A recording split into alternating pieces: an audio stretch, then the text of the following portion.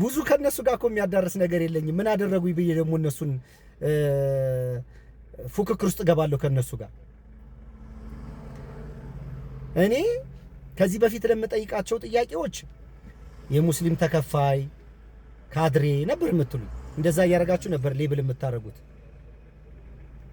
አሁን ደግሞ ሃይማኖት ስለቀየርኩኝ ወይም እስላም ስለሆንኩኝ ወንድ ከሆንክ ለነዚህ ሰዎች መልስ። መጀመሪያ እነዚህ ሰዎች ጤነኞች ናቸው፣ ረባሾች አይደሉም። እኔ ግን አሁን ወደ ሌላ ሐሳብ ከመግባቴ በፊት ወንድ ከሆንክ መልስ ማለት ምን ማለት ነው? ወንድነት ምንድነው? ለምንድነው ወንድነት መፎከሪያ የሆነው? ወንድን ፈላጭ ቆራጭ አዋቂ ምናምን ተደርጎ ሴቶችን ደግሞ እንደማያውቁ ማወቅን የሆነ ነገር መሆንን እስቲ ወንድ ከሆንክ አንዳንዴ በጣም የሚገርመው ነገር ሴቶችም እስቲ ወንድ አርጋት ይላሉ። እና ይሄ የተሳሳተ የኢትዮጵያ ካልቸር ነው። አለማወቅ የሴት የወንድ አይደለም የሰው ነው። ማወቅም የሴት የወንድ አይደለም የሰው ነው። ሰው ማለት ደግሞ ሴትና ወንድ ነው። በሴትና ወንድ ግንኙነት ነው ወንድ የሚመጣው ሰው የሚመጣው።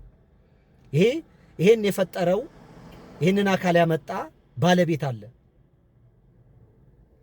አንዱን ከፍ አንዱን ዝንቅም ማድረግ ያለበት ራሱ ያመጣው አካል እንጂ እኛ የመጣን አካል ሴትን ማሳነስ፣ ወንድን አጉልቶ ማየት፣ ሴትን አለማወቅ፣ የበታችነት አድርጎ መቁጠር መጀመሪያ ስህተት ነው። ይሄ ብልግና ነው። አስተካክሉ።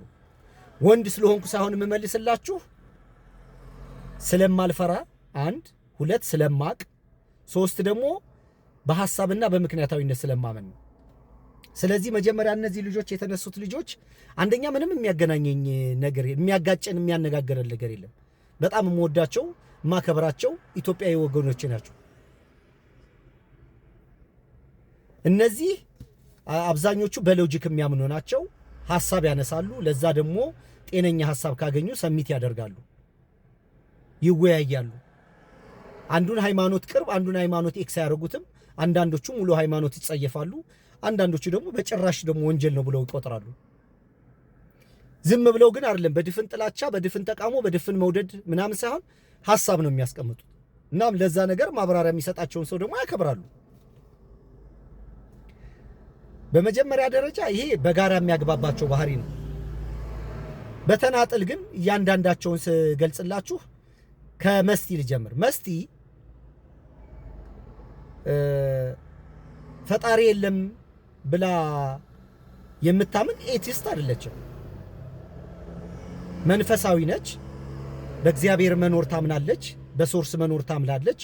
ይሄ ነገር ግን ሃይማኖት ሲገልጠውና ሲያበላሸው መመልከት የለይብኝም ብላ ህዝብን ነፃ ለማውጣት የምትታገል እህት ነች።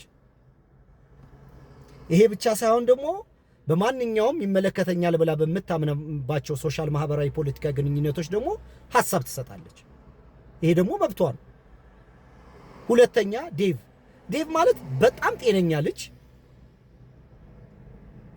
በሃይማኖት ላይ በደንብ ሪሰርች እያደረገ ያለ ልጅ ነው። በጣም መሰረታዊ ጥያቄ የሚጠይቅ፣ ጠብ የማይፈልግ፣ በንግግር ብቻ የሚያምን ልጅ ነው። እሱም እግዚአብሔር የለም ብሎ አያምንም።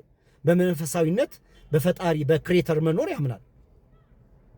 ያንን ክሬተር ግን ሃይማኖት አይገልጸውም ብሎ ትንሽ ከኔ ጋር የሚቀራረብ ነገር አለው የዴቭ። ሶስተኛ አዶናይ ነው። አዶናይ ሰሞኑን ብቅ ያለ ልጅ ነው። ዘማሪ የነበረ ልጅ ነው። ከኔ ጋር ቻትም አድርገን አናቅም፣ ብዙም አውርተን አናቅም። ግን አሁን እየጠየቀ ያለ ልጅ ነው። አንዳንድ ጥያቄዎቹ ግልጽ አይደሉም። እኔ አንድ ቪዲዮ ሰርቻለሁ፣ በውስጥም እንዲያወራኝ ነግሬዋለሁ። ለመወያየት ፍላጎት የለውም። ስለ አዶናይ እንደዚህና እንደዚህ ብዬ መናገር አልችልም። መጠየቅ የጀመረ የነቃ አእምሮ ያለው ልጅ ነው። ግን አዶናይ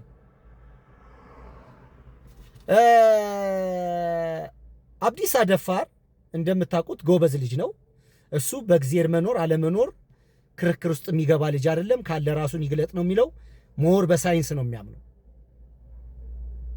ግን የማንንም ሃይማኖት አይጠላም። የማንንም ሃይማኖት በተለየ አይወድም። ሁሉንም ሃይማኖት በኩልነት ይጠይቃል። ሁሉንም ሃይማኖት ስርዓት ባለው መንገድ ያስተናግዳል። በፋክት ነው የሚያምነው እሱ። አንድና አንድ ሁለት ነው። ዝም ብሎ መቀባጠር ምናምን የሚባል ነገር አገም። አብዲሳ በጣም ጎበዝ ልጅ ነው። ሌላው ማን ነው? ኤርሚ ወይም ጀርሚ በሚለው በቲክቶክ ሰሙ። ጀርሚ ከነዚህ ሁሉ የሰው የህይወት ስርዓት አንድ አይነት ነው። ማንም ነኝ አይደለሁም ቢልም ከሆነው ማንነት ውጭ መሆን አይችልም። ስለዚህ ሰው ማንነቱን እንዳያቅ በመሃል ዳንቃራ ገብቶ ሃይማኖት ነው ግርግር የፈጠረው።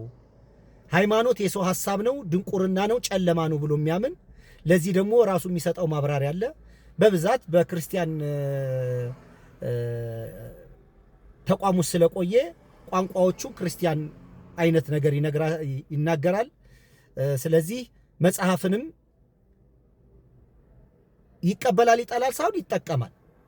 ከዛም ተጠቅሞ ሰው ነው ገልብጦ የሚረዳው እንጂ ብሎ መጽሐፍን ለማስረዳት ለማብራራት ጥረት ያደርጋል።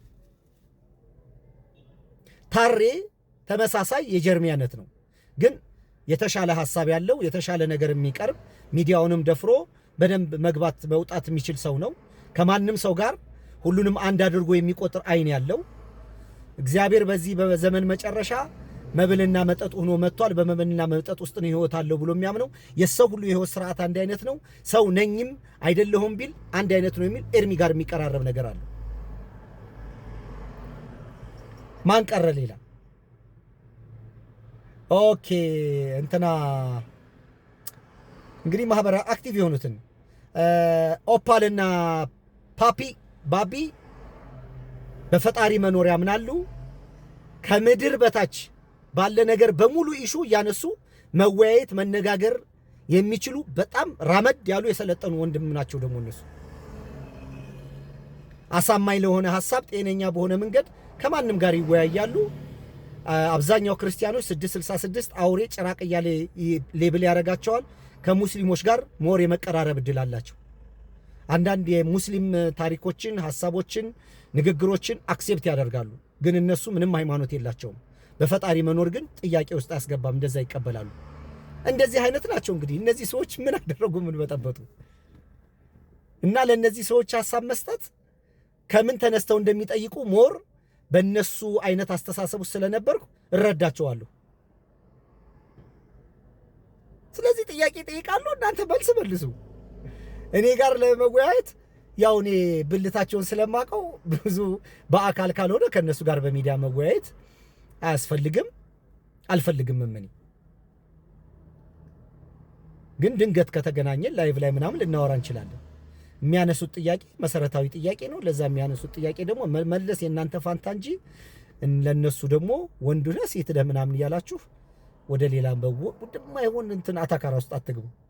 መልካም ቀን።